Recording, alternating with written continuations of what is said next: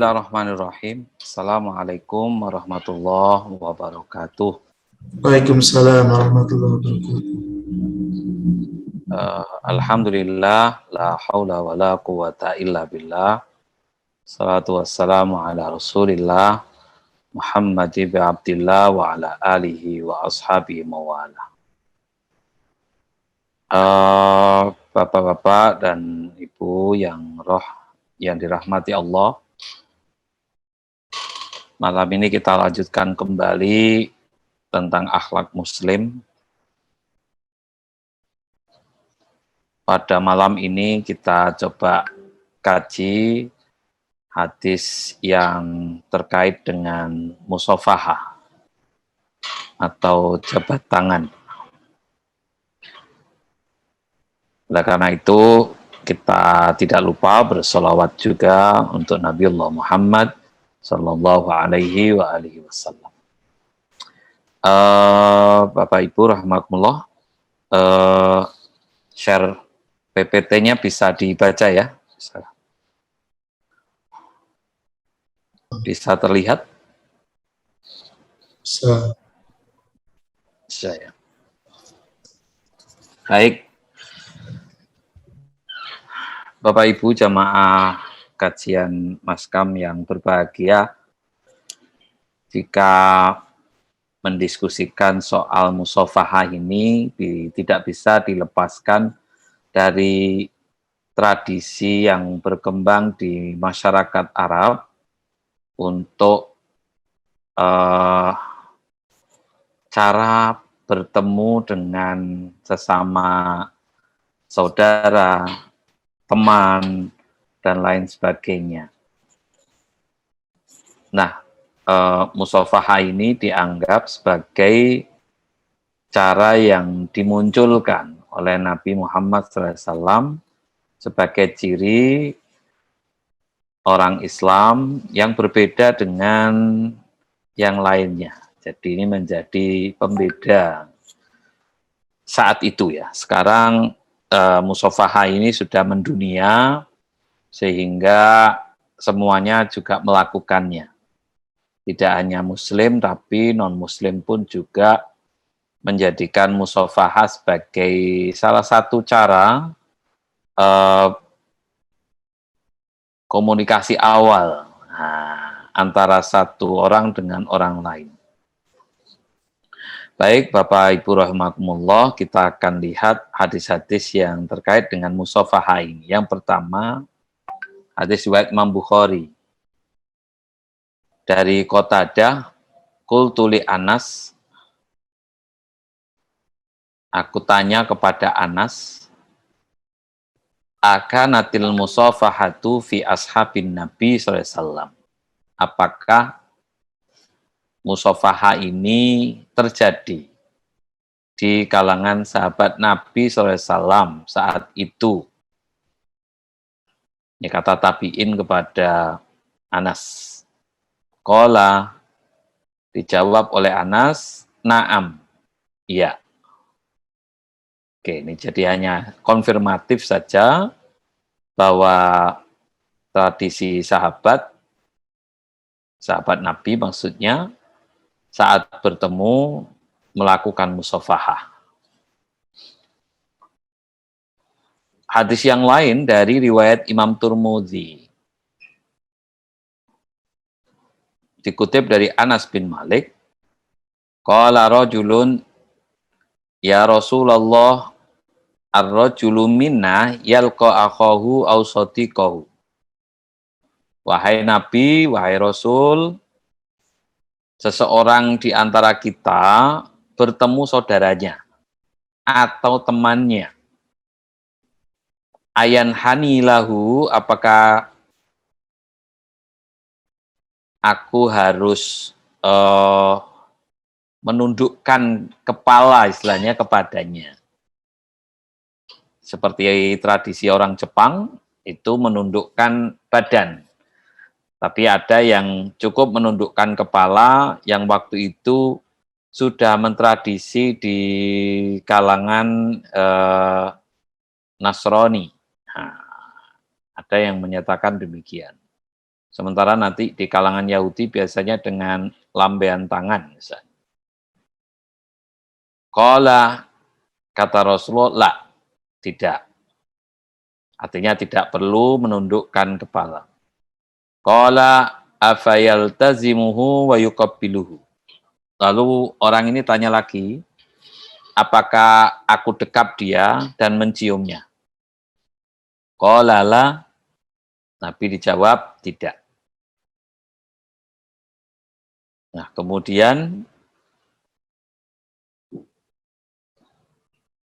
afayakhudhu biyadihi wa yusafihuhu.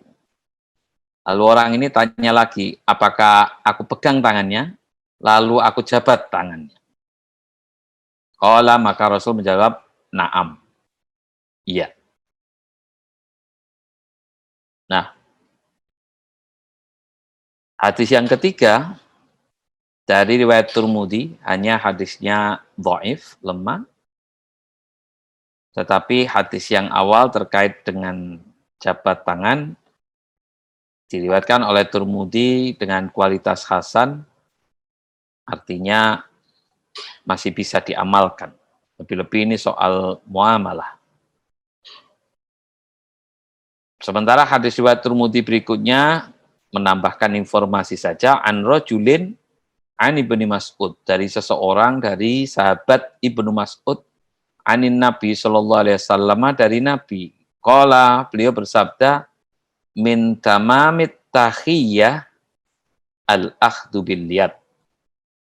Kesempurnaan penghormatan, ketemu dengan teman, penghormatan kita akan sempurna jika dengan memegang tangan. Yang dimaksud adalah jabat tangan itu, musafah. Oke. Kemudian hadis berikutnya dari Abu Umamah radhiyallahu an, anna Rasulullah sallallahu alaihi wasallam qala tamamu iyadatil marid, kesempurnaan menjenguk orang sakit, ayyadha'a ahadukum yadahu ala jabhatihi.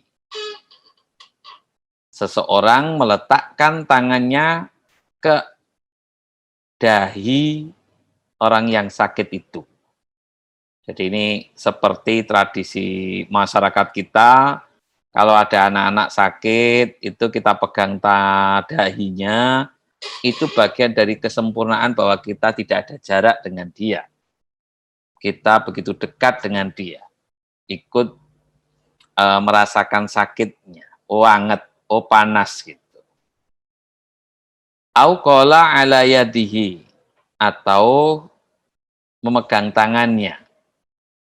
Fayas aluhu, sambil dia kemudian bertanya, kaifa huwa, gimana ini keadaannya.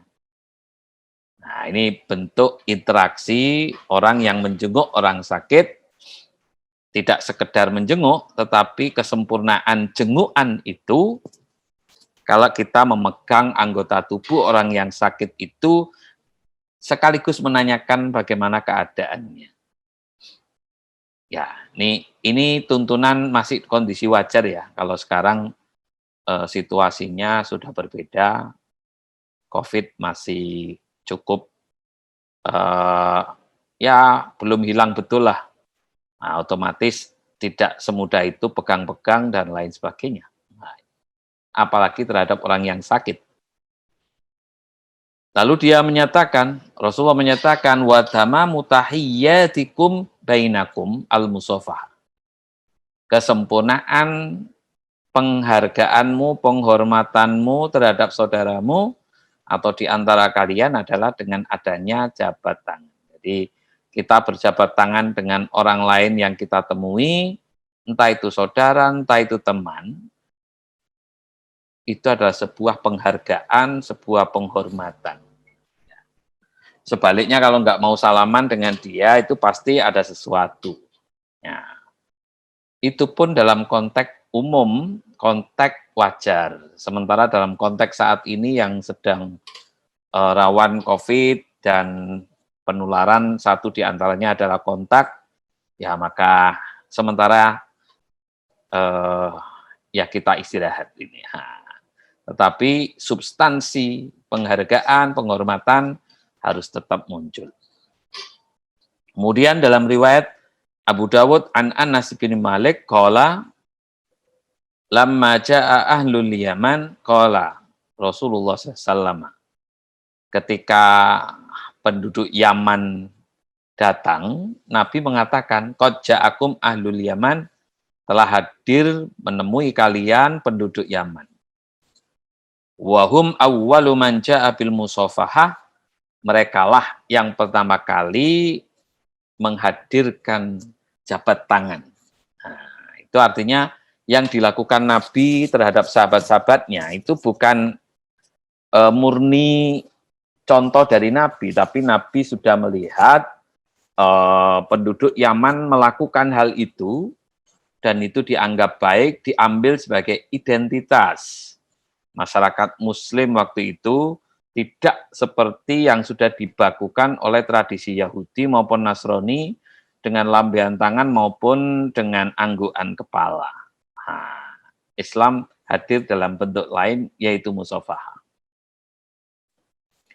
Anil Barra bin Azib qala Rasulullah sallallahu ma min muslimaini yaltaqiyani fayatasafahani illa ghufira lahuma qabla ayyatafarraqa. Nabi bersabda, tiadalah di antara dua muslim yang bertemu dan berjabat tangan kecuali diampuni dosanya oleh Allah kedua orang tadi sebelum berpisah. Nah, itu. Artinya selama berjabat tangan atau sebelum berpisah di antara keduanya, itu Allah ampuni dosa-dosa dari orang yang mau berjabat tangan, mau bertemu dan saling memberikan penghormatan atau penghargaan tadi. Nah, selanjutnya dari Anas bin Malik radhiyallahu an qala kana Nabi sallallahu alaihi wasallam idza laqiyar rajulu, Nabi itu kata Anas, jika bertemu dengan seseorang fakallamahu,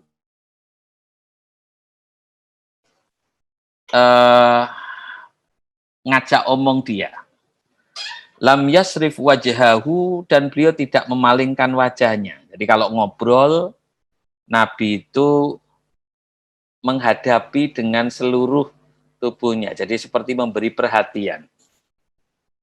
Hatta yakuna huwallazi yansarifu, hingga orang tadilah yang berpaling dari beliau. Jadi ini bagaimana Nabi berhadapan dengan teman, saudara, itu bukan Nabi yang memalingkan, tapi sampai orang itu yang memalingkan. Betapa Nabi menjaga perasaan saat ada orang ngomong itu, ya didepi, istilahnya ya dihadapi dengan baik. Wa idza safahahu lam yanzi yadahu min yadihi hatta yakuna huwa alladhi yanzi'uha. Demikian pula saat beliau menjabat tangannya, beliau tidak melepas lebih dahulu kecuali orang tadi yang melepaskan terlebih dahulu. Walam yura mutaqaddiman bi rukbatayhi jalisan lahu qattun. Begitu pula kalau beliau duduk adep-adepan istilahnya dengan orang lain gitu, beliau tidak mengangkat lututnya terlebih dahulu hingga orang itu terlebih dahulu yang mengangkat lututnya. Bahasa sederhananya, beliau tidak beranjak dulu hingga orang itu yang beranjak terlebih dahulu. Ini makna dibalik uraian ini adalah betapa Nabi menghargai betul terhadap siapa yang bicara dengan beliau, bertemu dengan beliau. Dia berusaha untuk, bahasa kita itu apa ya? Ya, nerima ke atau apa namanya? Memberikan kenyamanan lah bagi yang menemui itu. Tidak merasa kok ora diperhatikan gitu. Kok kesannya saya segera disuruh pulang gitu dan lain sebagainya. Nabi tidak demikian. Nah, nanti juga ada kasus problem kalau ada tamu yang rodok ndablek gitu, kalau orang kita menyebut bawaannya kayaknya waduh ini nggak tahu waktu orang ini.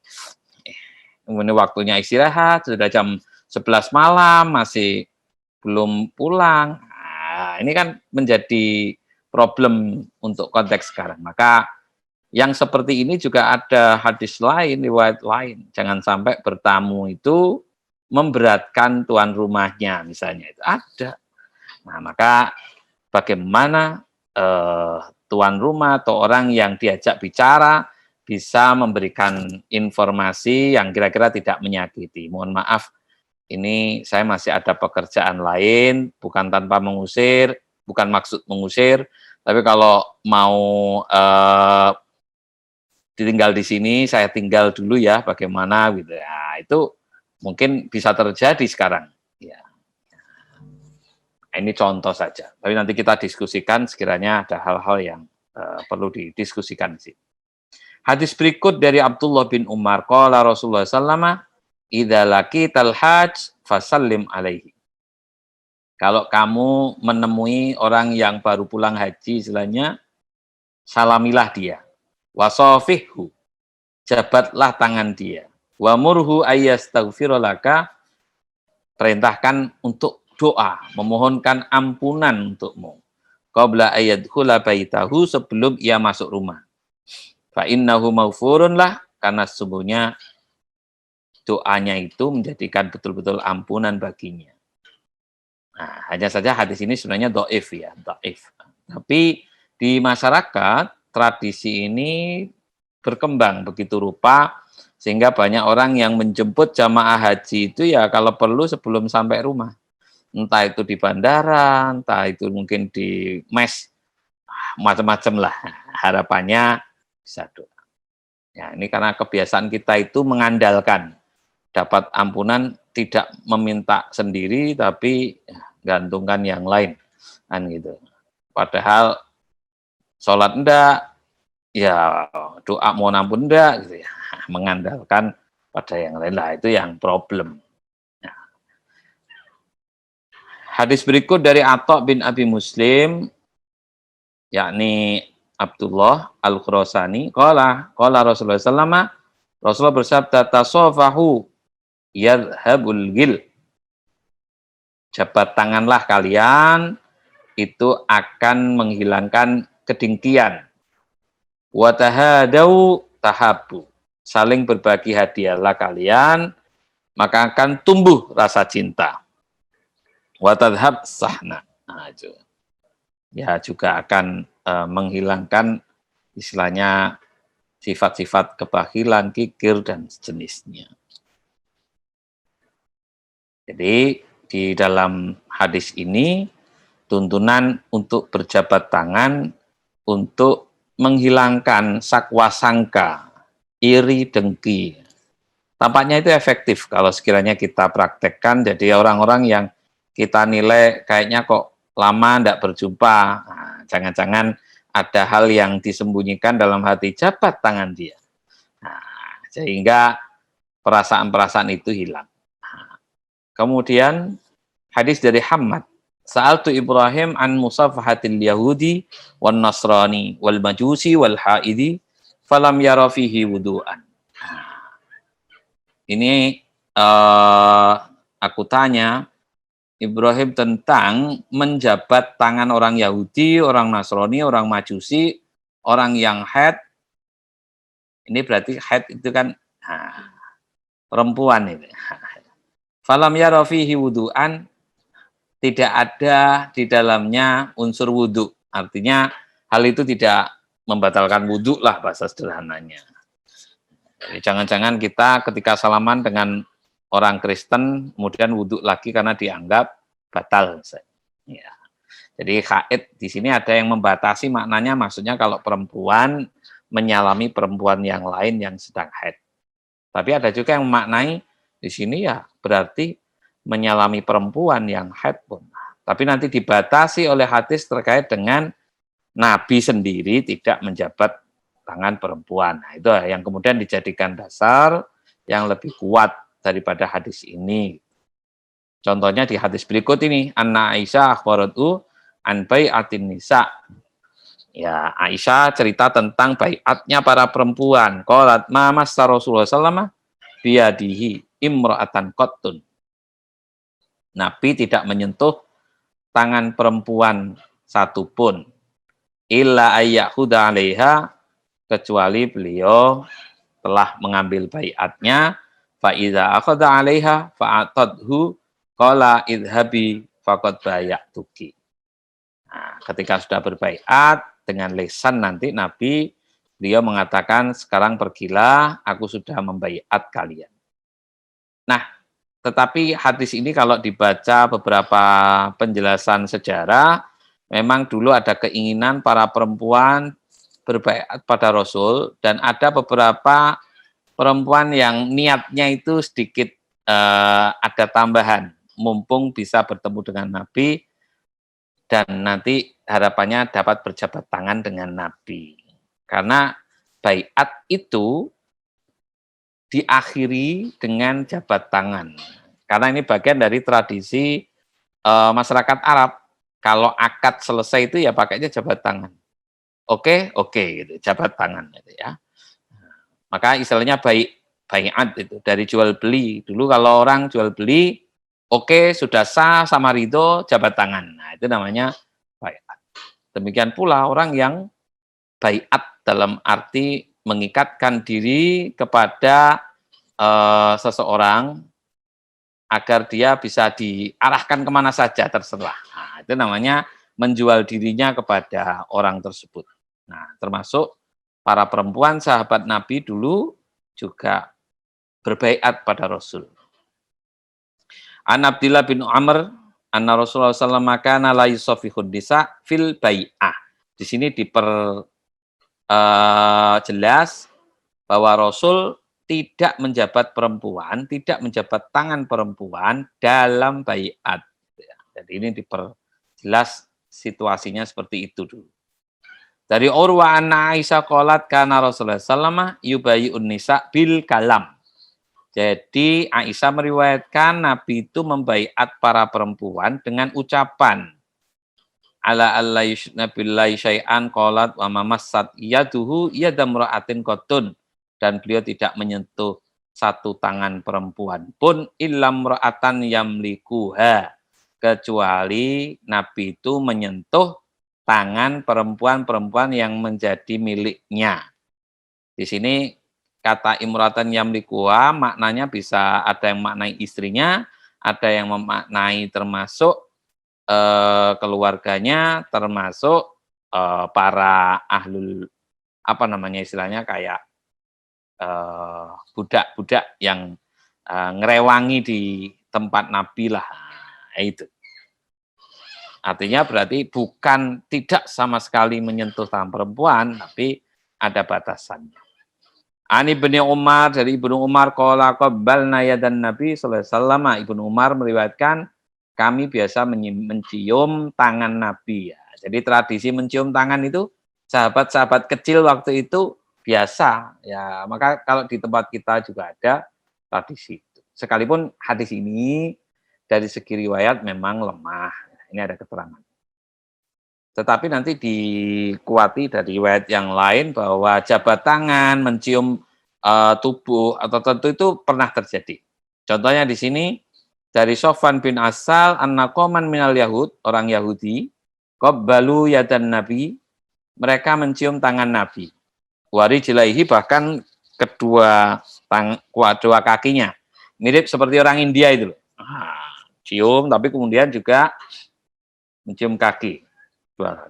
Ani Sya'bi, anna Nabi sallallahu alaihi wasallam talaqqa Ja'far bin Abi Thalib faltazamahu wa qabbala ma baina 'ainaihi. Nabi SAW bertemu Ja'far bin Abi Thalib. Ini berarti sepupunya Nabi.